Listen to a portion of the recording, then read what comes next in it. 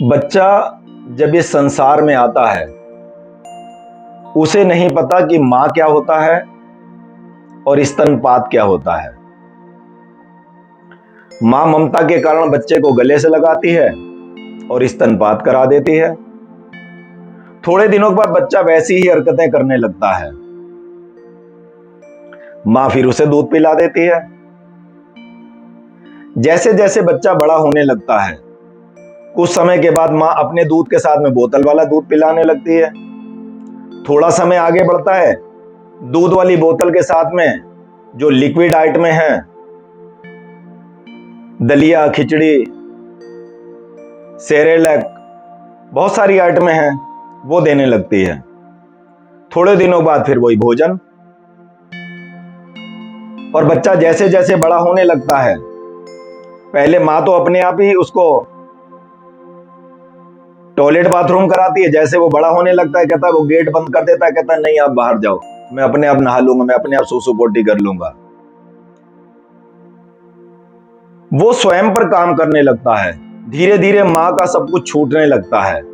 ऐसा नहीं है सब कुछ छूट जाता है, रूपरेखा चेंज होती है खाली, परंतु वो सब छूट जाता है जो पूरा मां के ऊपर डिपेंड था। बिल्कुल ठीक इसी प्रकार हमारा आध्यात्म है। हमारी भी शुरुआत इसी प्रकार होती है। जब हम छोटे होते हैं, हमारे माता पिता हमें मंदिर, गुरुद्वारे, आश्रम, ऐसी जगहों पे संतों, महापुरुषों के पास ले जाते हैं। और जैसे जैसे हम बड़े होने लगते हैं, समझदार होने लगते हैं,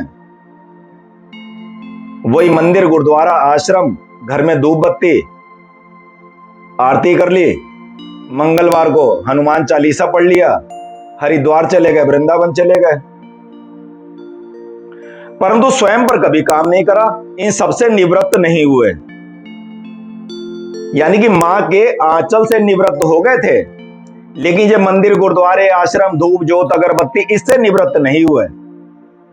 वहां हमने स्वयं पर कभी कोई काम नहीं करा, कभी एकांत में आकर के। जिस प्रकार बच्चा बचपन से धीरे धीरे मां को छोड़ने लगता है, उस पर डिपेंड होना छोड़ देता है, स्वयं पर वो काम करने लगता है, बिल्कुल ठीक इसी प्रकार हमें आध्यात्म में इन सबसे बाहर आना पड़ेगा, कर्म कांडों से। और जब तक स्वयं पर काम नहीं करेंगे तो फिर तो आप बच्चे से बड़े हुए ही नहीं, बड़े तो हो गए, बड़े होकर भी आज भी बच्चे ही हैं। ये है भक्तों की वाणी, ये है